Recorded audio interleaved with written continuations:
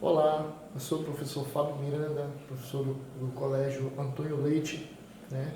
E hoje estou aqui para falar para vocês um pouquinho da cultura afro-brasileira, né? Que envolve a música e a dança, né? Esse conteúdo é o conteúdo a qual os nossos alunos do sétimo ano estão a estudar comigo esse ano, tá certo? Pois bem, então olha só. A cultura brasileira é muito diversificada, né? Envolve a questão das raízes africanas, europeias e as indígenas. Mas a mais intensa entre essas é a africana, devido à diversidade cultural que os africanos exercem, né?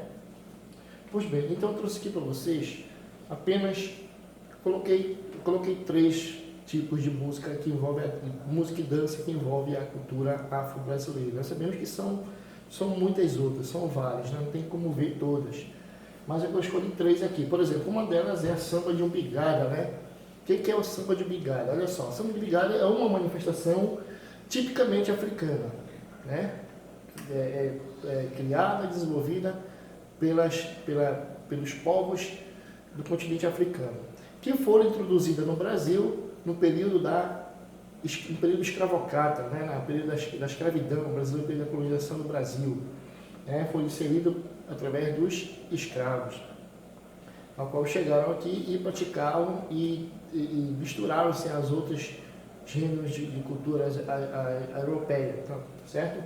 Então, a umbigada, né? A umbigada, ela é chamada de umbigada. Recebeu o nome samba de umbigada devido ao seu desenvolvimento, a sua forma de se apresentar agora com uma nova identidade, que foi a identidade brasileira, né?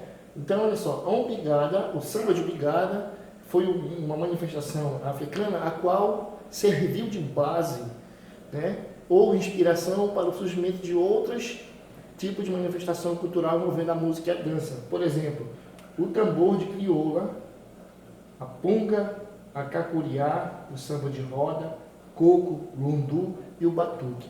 Esses exemplos que eu coloquei aqui embaixo, foi os outros gêneros de manifestação cultural envolvendo a música e a dança que foram originadas da umbigada, que era a raiz, que era típica do continente africano, dos povos africanos, tá certo? Então ela serviu de base para a formação dessas outras gêneros de música, a qual estava presente não só agora a questão da cultura africana, como também estava presente alguns temperos também da cultura europeia e as indígenas também, tá certo? Então, é só o umbigada, o samba de umbigada era um gênero que era praticado pelos negros, né? Certo? E qual envolveu os homens e as mulheres. Mas também tinha os momentos em que somente as mulheres poderiam dançar entre elas. Era uma manifestação cultural, era uma música, uma dança que envolvia certos movimentos sensualísticos, né? O qual eles encostavam umbigo com umbigo.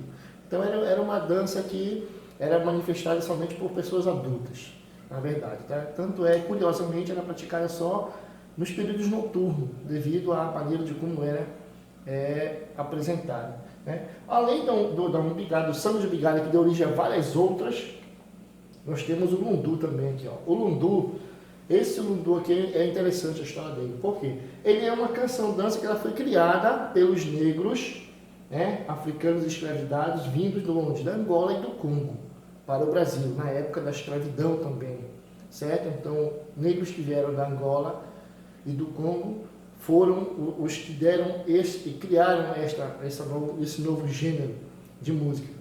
Agora, olha só, o lundu não era uma manifestação tipicamente de raiz da África. Por que eu digo isso para vocês? Porque o lundu ele foi uma manifestação que envolvia a música e a dança agora de forma diferenciada, ou seja, sofreu influência principalmente da cultura europeia.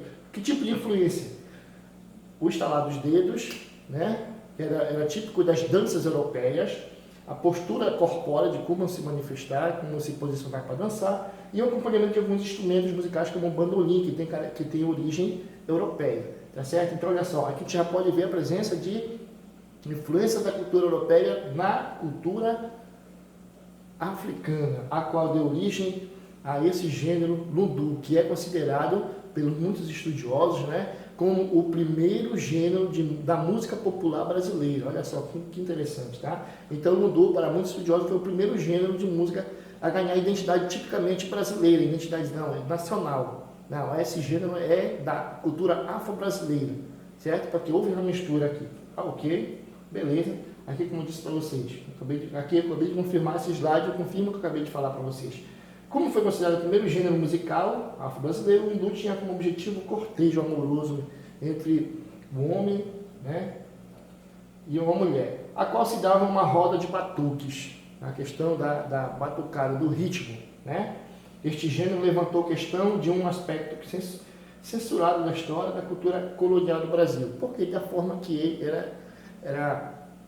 era manifestado. Essa censura, meus queridos, citava por quê? Porque a umbigada, como eu falei anteriormente, que foi uma das músicas introduzidas no Brasil, ele era uma música que era uma manifestação cultural que envolvia a dança e a música de forma sensual. Então, como o lundu originou da umbigada, era normal que a dança se apresentasse das características da umbigada. Mas, claro, que devido à censura, a evolução da música, houve a necessidade de crescer, desenvolver e evoluir, né? E mudar algumas características. Tanto é que o lundu, no início, como ele é desenvolvido pelos escravos, pelos negros, na senzala, em alguns determinados locais, eles saíram depois para ser presenciados nos salões, nas festas, né? Certo? Isso foi de acordo com o desenvolvimento e evolução do gênero, que depois o lundu cresceu, se disseminou, a música se desenvolveu cada vez mais. Depois do lundu veio o que nós chamamos de chorinho, né? Nossos alunos já viram isso aqui comigo e já tem a noção. O chorinho foi o primeiro gênero de ritmo de música rítmica de origem africana, a qual desenvolveu-se hoje, que deu identidade para o nosso saudoso samba, né? O que caracteriza hoje a música brasileira é o samba, né? Então o samba teve essas origens no lundu, que passando pelo chorinho, a qual designou-se até hoje chamado de samba. Perfeito, beleza. Além da umbigada do lundu, tem o maracatu. Olha só, o maracatu também é uma manifestação da cultura afro-brasileira, assim como o lundu, né? Surgiu durante o período da escravocrata, lá do século 17 e 18, através dos negros, escravos, né? Onde hoje faz parte do estado de Pernambuco. Por quê? O estado de Pernambuco foi o principal estado aqui da região nordeste do nosso país, onde teve a origem do maracatu, né? Após o período da escravidão, após o período da abolição da escravatura, melhor dizendo, esse gênero, essa manifestação cultural, ela ficou mais disseminada para a questão das festas carnavalescas, né? Dos festejos do carnaval brasileiro, correto? Olha só, o maracatu também, após um certo período de decadência do século XX, né? Grande parte do século XX, o maracatu, esse gênero de música e dança tão prestigiado, tão desenvolvido na cultura brasileira, sofreu um período de decadência, né? A qual tiveram os movimentos culturais, né, que resolveram levantar de novo a questão do movimento do maracatu, né? Lá por volta da década de 1990. Alguns grupos, alguns movimentos culturais, como por exemplo o Movimento Negro Unificado, a Nação Leão Coroada e principalmente esse movimento aqui que ficou conhecido como Mangue Beat, que tinha como principal representante o Chico Ciência. Esses movimentos culturais eram movimentos que tinham grande presença marcante lá no estado de Pernambuco, na região do Nordeste. Então, esses movimentos juntos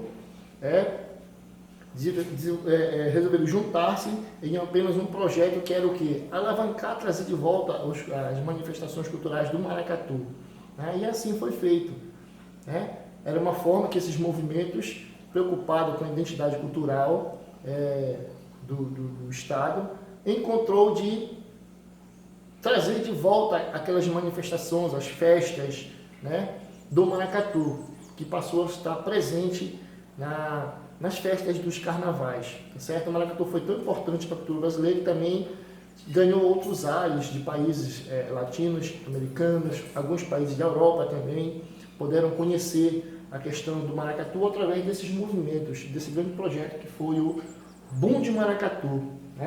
Esse Boom de Maracatu foi um projeto a qual serviu para desenvolver e alavancar novamente a questão do maracatu na região nordeste brasileira, tá certo? Então, basicamente, meus queridos, era isso que eu tinha para falar para vocês, tá certo? A questão da identidade cultural brasileira envolvendo a música e a dança, tá ok? Espero que tenham gostado da dica aí, tá ok? Grande abraço, fique com Deus.